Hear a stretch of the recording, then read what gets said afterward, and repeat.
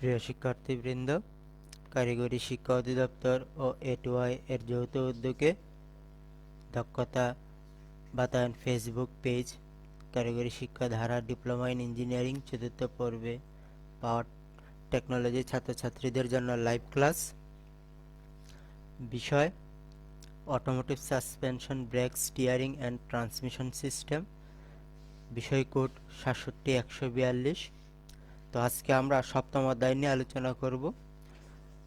তো অধ্যায়টি হচ্ছে অটোমোটিভ ডিফারেন্সিয়াল সিস্টেম। তো উপস্থাপনায় বরাবরের মতো আমি সঞ্জয় বণিক, জুনিয়র ইন্সট্রাক্টর, পাওয়ার, সিলেট পলিটেকনিক ইনস্টিটিউট। তো আমরা এই সপ্তম অধ্যায় থেকে যে বিষয়গুলি আলোচনা করব, যে একটা ডিফারেন্সিয়াল সিস্টেম কিভাবে কাজ করে, কি ধরনের ডিফারেন্সিয়াল সিস্টেম আছে,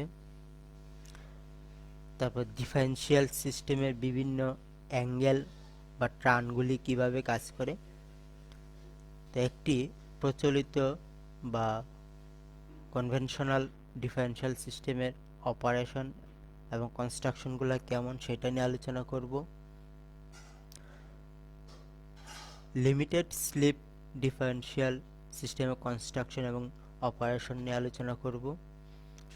ডাবল রিডাকশন ডিফারেন্সিয়াল সিস্টেমের কনস্ট্রাকশন এবং অপারেশন নিয়ে আলোচনা করব।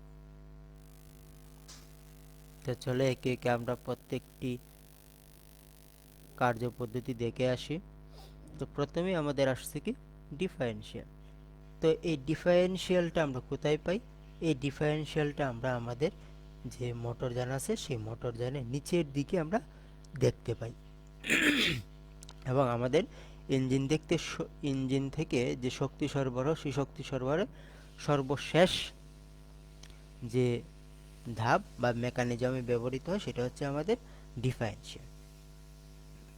সেখানে ইঞ্জিনের শক্তিটাকে আমার দুই চাকাতে স্থানান্তর করে। তাই ডিফারেন্সিয়ালটা আসলে কি দেখি,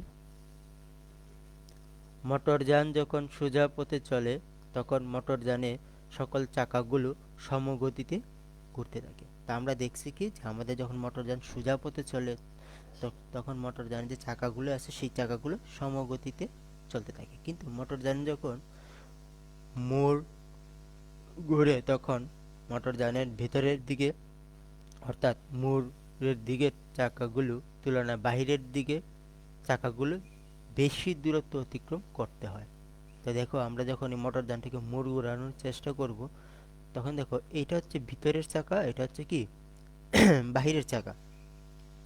ফলে কি হবে, এই চাকাটা একটু কম ঘুরবে ভিতরেরটা এবং বাহিরেরটা দেখো একটু বেশি পরিমাণ শক্তি নিয়ে টার্ন করবে। এই দেখো এখানে এর দিয়ে বোঝানো হচ্ছে সেটা হচ্ছে নর্মাল অবস্থা, এটা হচ্ছে অ্যাবনর্মাল অবস্থা, অর্থাৎ সে বেশি পরিমাণ ঘূর্ণন গতি নিয়ে ঘোরার চেষ্টা করছে। এই যে আউটার হুইল র্যাক আর ইনার হুইল ট্র্যাক। কাজেই মোড় ঘোরার সময় মোটরযানের ভেতরের দিকে তুলনায় বাহিরের দিকে চাকাকে অবশ্যই প্রয়োজন মতো বেশি ঘুরতে হয়। আবার মোটরযান যখন সোজা চলে তখন সকল চাকাকে একই ঘূর্ণন গতি প্রাপ্ত হয়। কাজের মোটরযানের এই এমন একটি মেকানিজম থাকা প্রয়োজন যা মোড় ঘোরার সময় মোটরযানের উভয় দিকের চাকা ঘূর্ণন গতি পার্থক্য ঘটায়। মোটরযানে ব্যবহৃত এই মেকানিজমকেই ডিফারেন্সিয়াল বা ডিফারেন্সিয়াল গিয়ারবক্স বলে। অর্থাৎ যখন সোজা পথে চলবে তখন সমগতি থাকবে, যখন মোড় ঘুরবে তখন ভিতর চাকা অপেক্ষা বাইরের চাকা বেশি গতিতে ঘুরবে। সেই যে পার্থক্য, সেই পার্থক্যটা ঘটানোর জন্য আমার প্রয়োজন কি ডিফারেন্সিয়াল। তো এই একটি ডিফারেন্সিয়ালের এ হচ্ছে আমাদের এই পিনিয়ন শেফট, এই হচ্ছে আমাদের রিং গিয়ার যা ক্রাউন হুইল বলে, এই হচ্ছে আমাদের সাইড গিয়ার বা সান গিয়ার বলে, এক্সেল শেপ, এক্সেল হাউজিং একটা সমন্বয়ে থাকে। আর এই হচ্ছে আমাদের ড্রাইভ শেপ বা প্রপেলার শেপ যা আমাদের ডিফারেন্সিয়াল ইউনিটের সাথে সংযুক্ত থাকে। এবং প্রপেলার শেপ থেকে এক্সেলের যে অ্যাঙ্গেল সেটা হচ্ছে আমাদের 90 ডিগ্রি, পিওর 90 ডিগ্রি। তো আমরা ডিফারেন্সিয়াল উদ্দেশ্য বা কাজ যাই বলি, কি কাজে আমি ডিফারেন্সিয়ালটা ব্যবহার করব আমরা প্রথমে একটু আলোচনা করছিলাম। তো আমরা আবার দেখে আসি যে প্রপেলার শেপ এর ঘূর্ণন গতি গ্রহণ ও তা পিছনে অ্যাক্সেলে বন্টন করে। অর্থাৎ আমার যে প্রপেলার শেফটের যে ঘূর্ণন গতি সেটাকে ইঞ্জিন হতে সে বহন করে আমার যে পিছনের অ্যাক্সেল আছে ডিফারেনশিয়ালের মাধ্যমে সে কি করবে, সরবরাহ করবে। মোটর যানকে সাবলীল ভাবে মোড় ঘোরাতে সাহায্য করে, অর্থাৎ মোটর যানকে যখন ডানে ডানে বামে হলে বামে সে সাবলীল ভাবে মোড় ঘোরাতে সাহায্য করে। মোটরযান মোড় নেওয়ার সময় বাহিরের চাকা ভিতর চাকা থেকে দ্রুত ও অধিক বেশি ঘুরে এবং মোটরযানকে মোড় নেওয়া। অর্থাৎ মোটরযানটা যখন মোড় নেওয়ার চেষ্টা করে তখন ভেতরের চাকা অপেক্ষা আমরা বাইরের চাকাটাকে কি বেশি ঘুরিয়ে মোড় ঘুরিয়ে নিতে সাহায্য করে।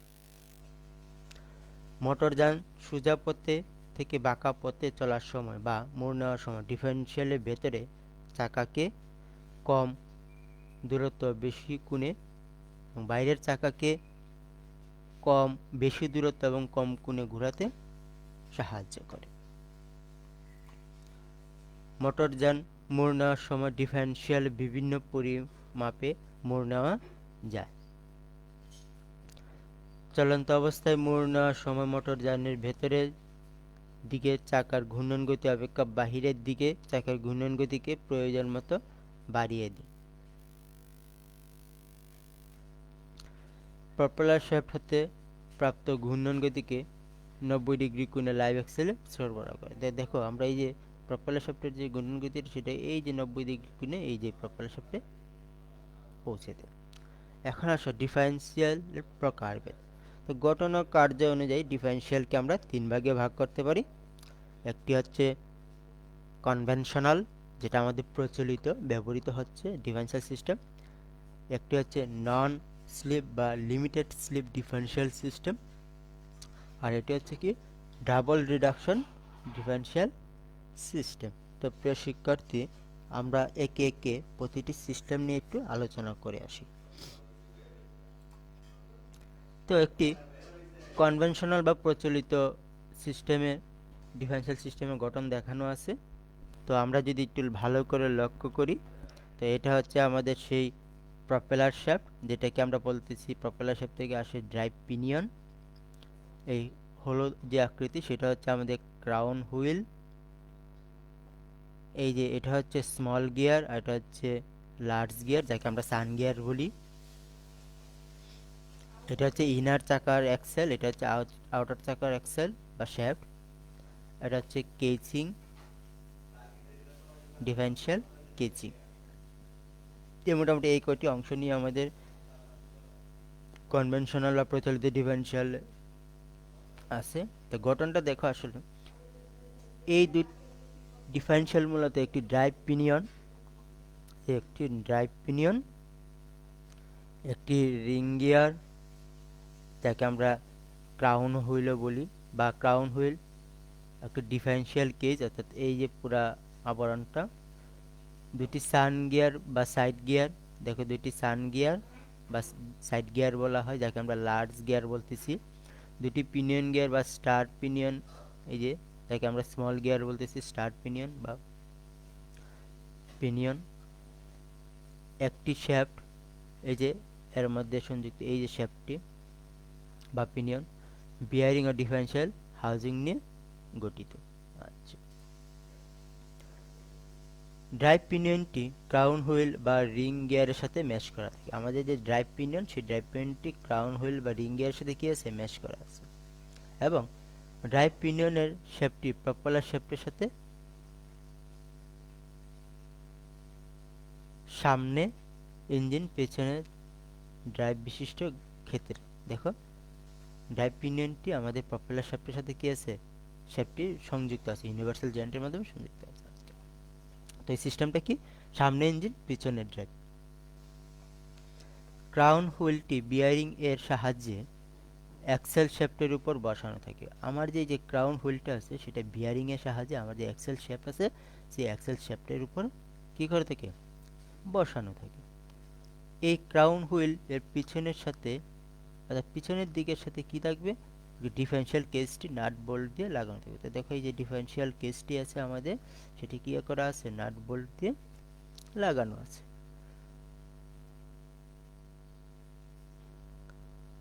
ডিফারেনশিয়াল কেসটি অপর প্রান্ত বিয়ারিং এর সাহায্যে অপর একটি অ্যাক্সেলের উপর বসানো থাকবে। দেখো এখানে সেই বিয়ারিং দিয়ে আমার যে ডিফারেনশিয়াল কেসটির অপর প্রান্ত, এক প্রান্ত তো ক্রাউন হুইলের সাথে নাট বোল্ট দিয়ে লাগানো, আর অপর প্রান্তটি আমার যে আরেকটি অ্যাক্সেল আছে সেই অ্যাক্সেলের উপরে বিয়ারিং এর সাহায্যে বসানো।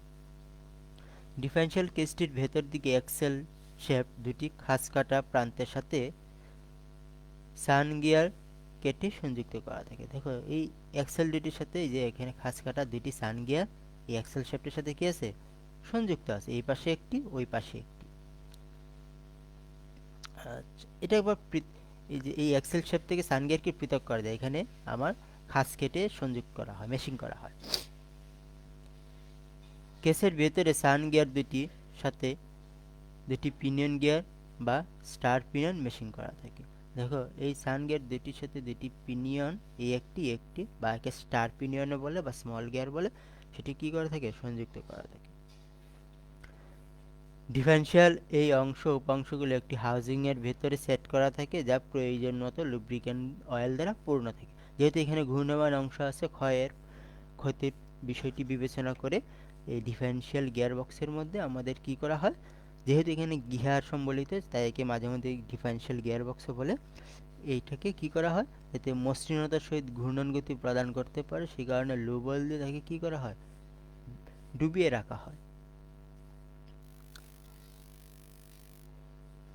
আচ্ছা, এখন আসো আমাদের কনভেনশনাল বা প্রচলিত ডিফারেনশিয়াল কিভাবে কাজ করে সেই কাজ নিয়ে আলোচনা করব। তো এখানে দুইটি দিক লক্ষ্য করা যায়। একটি হচ্ছে যখন আমার মোটরযানের চাকা বা মোটরযানটি সোজা পথে গমন করে তখন এক ধরনের কার্যক্রিয়া ঘটে, আবার যখন আমি ডানে অথবা বামে মোড় নেওয়ার চেষ্টা করি তখন এই ডিফারেনশিয়ালে আরেকটি কার্য লক্ষ্য করা যায়। তো আমরা আসো যে সোজা পথে যখন চলে তখন সেটি কিভাবে কাজ করে। তো দেখি, মোটরযান যখন সোজা রাস্তায় চলে তখন crown wheel, differential case, differential pinion gear, differential side gear বা সান গিয়ার দুটি একক ইউনিট হিসেবে কাজ করে, অর্থাৎ পুরা ইউনিটটাই তখন এক ইউনিট হিসেবে কাজ করবে, অর্থাৎ একদিকে ঘুরলে পুরো ইউনিটটাই কি একই দিকে ঘুরতে থাকবে। এমত অবস্থায় পিনিয়ন গিয়ার দুটি পিনিয়ন শেড বা পিনের উপরে ঘুরে না, ফলে উভয় পাশের সান গিয়ার উপর সমান বল প্রযুক্ত হয়। যখন এই সোজা পথে গমন করবে তখন কি হবে, এই যে পিনিয়নটি যেহেতু কেচিং এর সাথে সংযুক্ত, যেহেতু কেচিং ফিক্সড, তো পিনিয়নগুলো ফিক্সড এবং পিনিয়নগুলো এই সান গিয়ারের উপর যখন ম্যাশ করা থাকবে ফলে না ঘোরার কারণে সান গিয়ারটাও কি হবে, ফিক্সড থাকবে। ফলে দুই দিকের চাকা একই গতিতে অর্থাৎ সেম স্পিডে ঘুরতে থাকবে। তো চিত্রে আমরা দেখতে পাচ্ছি যে সেম সেম স্পিডে দুই দিকের চাকা ঘুরতেছে। কোন কন্ডিশনে, যখন গাড়িটা আমার কি সোজা পথে গমন করতেছে। এতে করে সান গিয়ার দুইটি ক্রাউন হুইলের সাথে একই গতিতে ঘুরতে থাকে এবং যার ফলে উভয় পাশের চাকা ও ঘূর্ণন গতির দিক একই থাকে। এখন আসো যদি আমি মোড় ঘোরানোর চেষ্টা করি, যদি মোড় ঘোরানোর চেষ্টা করি তখন আমরা জানি যে যে ভিতরের চাকা অপেক্ষা বাইরের চাকা অধিক গতিতে ঘোরার চেষ্টা করে। মোটরযান যখন কোনো মোড় ঘুরে তখন ভেতরের দিকে চাকা উপর অতিরিক্ত চাপ সৃষ্টি হয়, ফলে উভয় পাশের সান গিয়ার দ্বয় চাপের পার্থক্য দেখা যায়। যখনই ভেতর চাকার উপরে চাপ সৃষ্টি হয় তখন উভয় পাশে যে সান গিয়ার আছে সান গিয়ারের উপরে কি একটা চাপের পার্থক্য দেখা যায়। ভেতরের দিকে সান গিয়ারের উপর দিয়ে পিনিয়ন গিয়ার প্রয়োজন মতো ঘুরতে থাকে, অর্থাৎ যখনই এই পাশের চাকাটা গতি কমে যাবে অর্থাৎ কি হয়ে যাবে, স্লো হয়ে যাবে, তখন এটার উপর দিয়ে আমার যে স্টার পিনিয়ন বলি সেই স্টার পিনিয়নগুলো কি করতে থাকবে, পরিভ্রমণ করতে থাকবে এবং একই সাথে পিনিয়ন শেফটির উপর ঘুরতে থাকবে, অর্থাৎ এই পিনিয়ন শেফটির উপর সে কি করতে থাকবে, ঘুরতে থাকবে। যার ফলে ভিতরের দিকে সান গিয়ার অপেক্ষা বাইরের দিকে সান গিয়ার গতিপ্রাপ্ত বেশি হয়। তো আমরা দেখতে পাচ্ছি যে এটা হচ্ছে আমাদের ইনার সাইড যেটা স্লো স্পিড, আর এটা হচ্ছে আউটার সাইড যেটা আমাদের ফার্স্ট স্পিড। তো একটি কনভেনশনাল ডিফারেনশিয়াল সিস্টেম কিভাবে কাজ করে প্রিয় শিক্ষার্থীবৃন্দ আমরা মোটামুটি বুঝতে পেরেছি। তো আমরা এখন আরেকটি দেখব, সেটি হচ্ছে একটি লিমিটেড স্লিপ ডিফারেনশিয়াল। এখন এখানে লিমিটেড স্লিপ কেন আসলো, এটা কেন ব্যবহার করা হয় বা কখন ব্যবহার করা হয়, আমরা একটু লক্ষ্য করে দেখব। বর্ষাকালে রাস্তাঘাটে প্রায় একটি সমস্যা দেখতে পাই। সমস্যাটি হচ্ছে কি, বর্ষাকালে মোটরযান চলতে চলতে যদি কোনো কারণে এক পাশের চাকা কাদার ভিতরে ঢুকে যায়, অর্থাৎ আমরা অনেক সময় দেখা যায় কি বর্ষাকালে আমাদের যে মোটরযান আছে মোটরযানের এক পাশের যে কোনো একটি চাকা কি হয় কাদার মধ্যে ঢুকে যায়, বা কাদার সাথে বা আমাদের যে বালু পানি বরফ যেই কন্ডিশনই হোক সেই কন্ডিশনের মধ্যে যখন আটকে যায় তখন কি হয় মোটরযান আর সামনের দিকে না এগিয়ে কাদার ভিতরে অথবা বরফ হলে বরফ বালু হলে বালু এর ভিতরে চাকাটি মুক্ত অবস্থায় ঘুরতে থাকে, এবং অন্যদিকে চাকাটি আদৌ ঘুরে না, ফলেও মোটরযান স্থির হয়ে দাঁড়িয়ে থাকে। এটা আমরা প্রায়ই লক্ষ্য করি। তো আমরা প্রচুর পরিমাণ পিক আপ দিলেও কি হয় আমাদের চাকাটা এই জায়গার মধ্যেই মুভ করে, এবং অপর প্রান্তের যে চাকাটা যেটা কাদাতে পড়ে নাই সেটার মধ্যে কোনো শক্তি সরবরাহ না যাওয়ার কারণে আমার কি হয় চাকাটা জায়গার মধ্যেই দাঁড়িয়ে থাকে। ইঞ্জিনের শক্তি সরবরাহের সময় যদি যে কোনো একটি চাকা ঘুরে তাতে শক্তি সরবরাহের কোনো সমস্যা হয় না। এটা একটা কন্ডিশন যে আসলে যে আমি ইঞ্জিন শক্তিটা যখন সরবরাহ করব তখন এই শক্তি সরবরাহটা যখন যে কোনো একটা পাশের চাকাতে যদি প্রবাহিত হয় তো অপর পাশের চাকাকে সে কী করে না, প্রভাবিত করে না। এর ফলে মোটরযানে একদিকে চাকা যদি বালু কাদা বরফ ইত্যাদি মাটিতে বা স্থানে পড়ে যায় তাহলে ওই দিকের চাকাটি মুক্ত অবস্থায় ঘুরতে থাকে। এই সমস্যা দূর করার জন্য, এটা একটা আসলে সমস্যা, সেই সমস্যা দূর করার জন্য নন স্লিপ বা লিমিটেড স্লিপ ডিফারেনশিয়াল ব্যবহার করা, অর্থাৎ স্লিপ করবে কিন্তু খুবই কম, একটা লিমিট পর্যায়ে করবে অথবা করবেই না।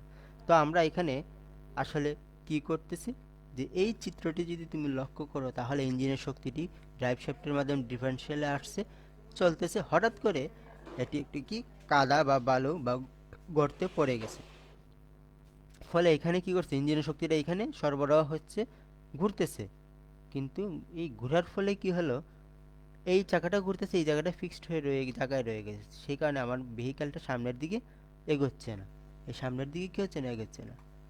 কিন্তু লিমিটেড এটাতে আমাদের কনভেনশনাল এই কাজটা করতো, কিন্তু লিমিটেড স্লিপে ব্যবহার করার ফলে কি সুবিধাটা পেলাম, যখন ইঞ্জিনের শক্তিটা এখানে পাঠাবো তখন ডিফারেনশিয়ালে এই চাকাটা যদি কোনো কারণে গর্তে বা স্লিপ হয়ে পড়ে তখন শক্তি কিন্তু দুই দিকে সরবরাহ হবে, ফলে এই চাকাটা ঘোরার কারণে ভেহিক্যালটা গর্ত থেকে উঠে যাবে। তো এই একটা সুবিধার কারণে আমরা লিমিটেড স্লিপ ডিফারেনশিয়াল সিস্টেম ব্যবহার করছি।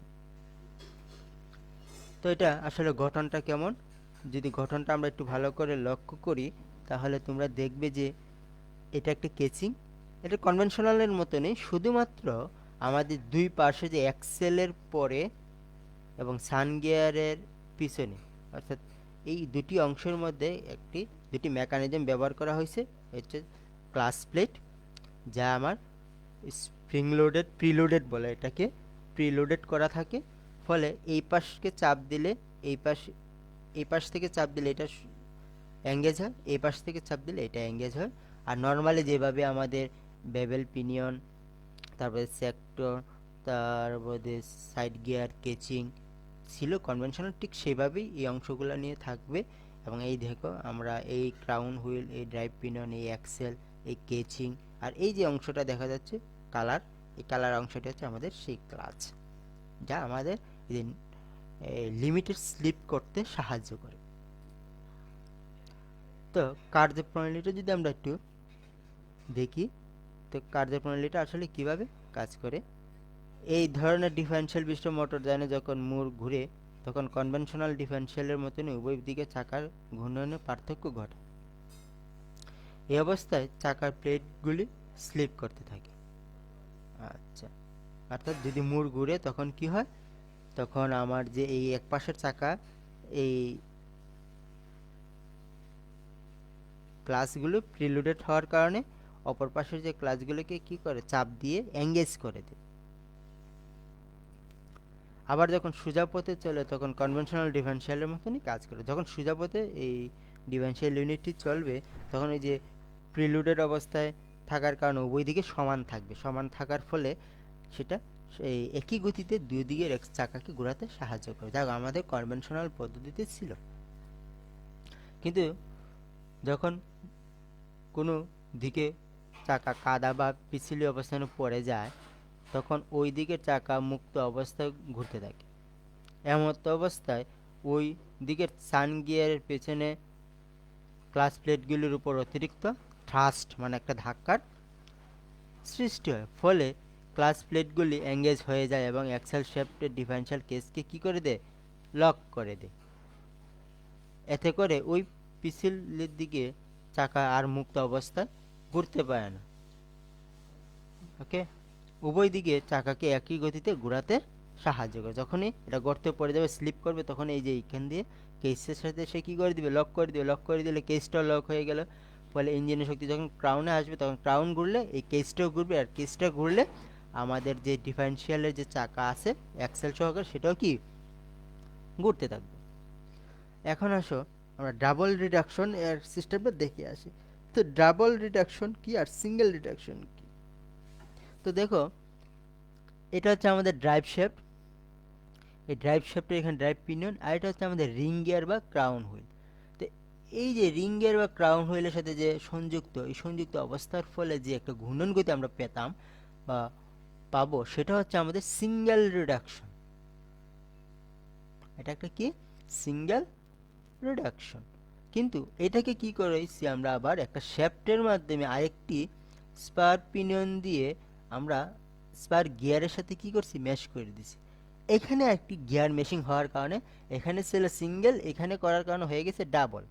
সেই কারণে এটাকে বলতেছি আমরা ডাবল রিডাকশন ডিফারেনশিয়াল সিস্টেম। তো প্রিয় শিক্ষার্থী, আমরা বুঝতে পেরেছি এটা আমাদের ডিফারেনশিয়াল হাউজিং বা কেসিং। এটা হচ্ছে আমাদের অ্যাক্সেল। এই অ্যাক্সেল এখান থেকে শক্তি সরবরাহ করা হবে, এখান থেকে শক্তি প্রয়োগ করা হবে। তো দেখো, এই যথারীতি ক্রাউন হুইলগুলি এগুলি নিয়ে ব্যবহৃত, এটা ব্যবহার করা হয় খুব হেভি ভেহিকেলের জন্য, এটি কি ব্যবহার করা হয়।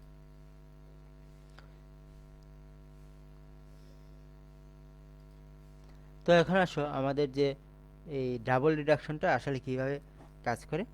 প্রথমে কি করা হয়েছে, প্রথমে দেখো ইঞ্জিনের যে শক্তিটা আছে সেই ইঞ্জিনের শক্তিটা আমরা ড্রাইভ শ্যাফটের মাধ্যমে আমাদের ক্রাউন হুইলে পাঠাইছি। সেই ক্রাউন হুইলের যে আমাদের ডিফারেনশিয়াল যে সেকেন্ড গিয়ার, সেই সেকেন্ড গিয়ারের সাথে ম্যাশ করা হয়েছে। ম্যাশ করার ফলে আমাদের যে সেকেন্ড গিয়ারটি সেটি ঘুরতেছে, ঘোরার ফলে আমাদের এখানে যে অ্যাক্সেল আছে সেই অ্যাক্সেলে আমরা যে শক্তিটা পেয়ে গেছি। এই যেহেতু সেকেন্ড গিয়ারে কাজটা করছে সেখানে সেটাকে হচ্ছে কি দ্বিতীয় পর্যায়ের রিডাকশন, আর এটা হচ্ছে প্রথম পর্যায়ের রিডাকশন। তো দেখো এখানে আমরা বাস্তবে দেখতেছি যে এটা হচ্ছে আমাদের সেই শ্যাফট, সেই শ্যাফটটি এখানে ক্রাউনের সাথে লাগানো। আর এখানে এই ক্রাউন থেকে দেখো একটি পিনিয়ন সহকারে আমাদের যে এই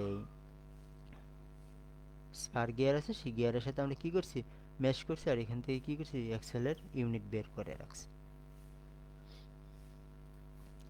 তো আমরা পাঠ মূল্যায়ন যদি আলোচনা করি, তো আমরা পাঠ মূল্যায়ন আমরা কি দেখতে পাচ্ছি, যে ডিফারেনশিয়ালের ব্যবহার বা উদ্দেশ্য সম্পর্কে জানতে পারলাম, তারপরে ডিফারেনশিয়ালের প্রকারভেদ সম্পর্কে জানতে পারলাম, এবং বিভিন্ন প্রকার ডিফারেনশিয়াল সিস্টেম কিভাবে কাজ করে তা সম্পর্কে জানতে পারছি। প্রিয় শিক্ষার্থী, আমরা আশা করি যে আজকে আমরা যে অংশটুকু নিয়ে আলোচনা করেছি তোমরা মোটামুটি সেই অংশটুকু অনুধাবন করতে পেরেছো, যা তোমাদের